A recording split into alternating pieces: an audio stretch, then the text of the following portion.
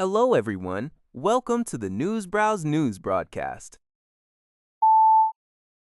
CBS News reports that President Trump remains optimistic about a swift end to the war with Iran, stating that a deal is very possible after recent, very good talks. He reiterated a warning that failure to agree would lead to higher-level military strikes, though he also emphasized that there's never a deadline in such negotiations.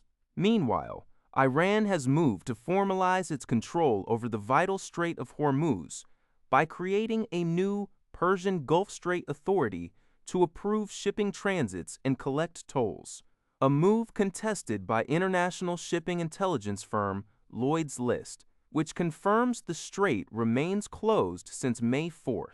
The ongoing blockade has caused U.S. gas prices to surge to their highest since July 2022, though global oil prices have dipped below 100 cents a barrel on hopes of their expiria.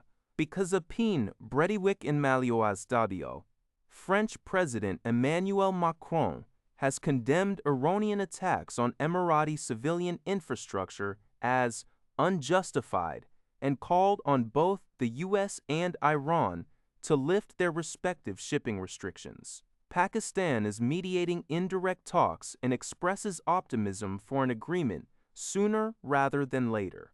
The war began on February 28th with U.S. and Israeli strikes on Iran, followed by a fragile ceasefire since April 8th. Al Jazeera reports that Iranian media has released a video purportedly showing the wreckage of a United States reconnaissance drone. According to the Iranian report, the drone was allegedly shot down by Iran's armed forces over the strategically important Strait of Hormuz.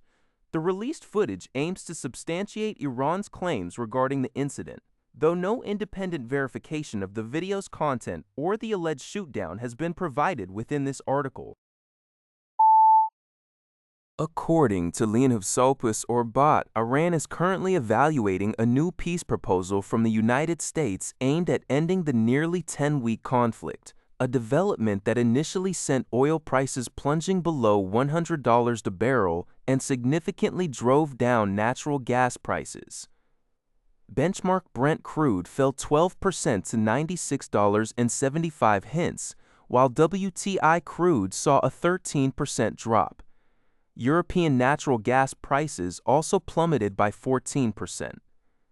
However, prices later recovered about half of their losses after former President Donald Trump warned on social media that bombing will restart if Iran did not agree.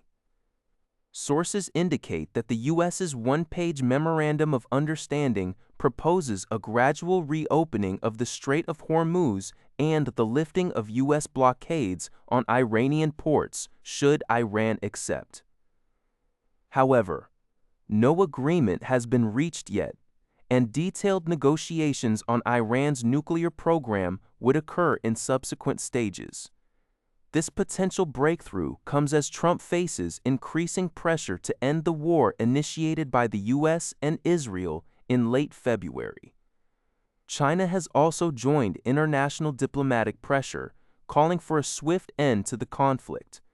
Meanwhile, U.S. crude inventories continue to decline, raising concerns about global supply buffers, and U.S. refined product exports hit a record high last week.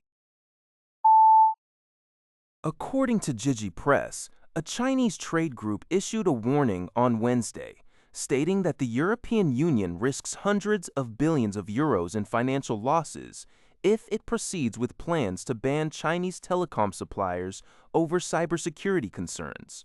The Chinese Chamber of Commerce to the EU, CCCEU, in a report prepared with KPMG, estimated potential losses of 367.8 billion euros pride. 432.2 billion deses over 5 years should the EU's proposed ban become law.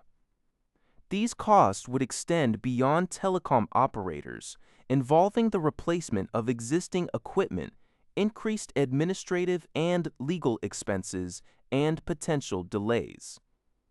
Germany is projected to incur the largest share of these losses, exceeding 170 billion euros, while France could lose around 46.3 billion euros.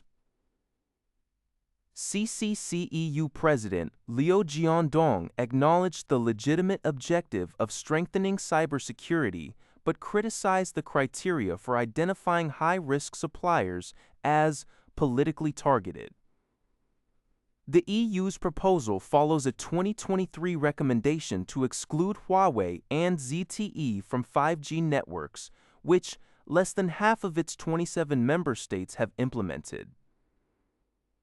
The final cybersecurity rules require approval from member states and the European Parliament, with China having already threatened retaliation if they are adopted. Al Jazeera reports that the United States Board of Immigration Appeals has reinstated deportation proceedings against Palestinian student Mohsen Mahdawi. This decision overturns an earlier ruling by immigration judge Nina Froese in February, who had blocked the Trump administration's attempts to deport Mahdawi, a Columbia University student arrested last year following pro-Palestinian protests. Judge Froese, who was subsequently fired by the Trump administration, had found insufficient evidence for deportation. Mahdawi and his legal team accused the Trump administration of politically motivated actions, stating that the government is weaponizing the immigration system to suppress his peaceful advocacy for Palestinian rights. This case is part of a broader crackdown by the Trump administration on pro-Palestinian movements, involving attempts to deport foreign protesters, threats to university funding, and scrutiny of online speech. Critics argue these actions stifle free speech and academic freedom. That's all for this video. Thank you for watching. See you in the next video.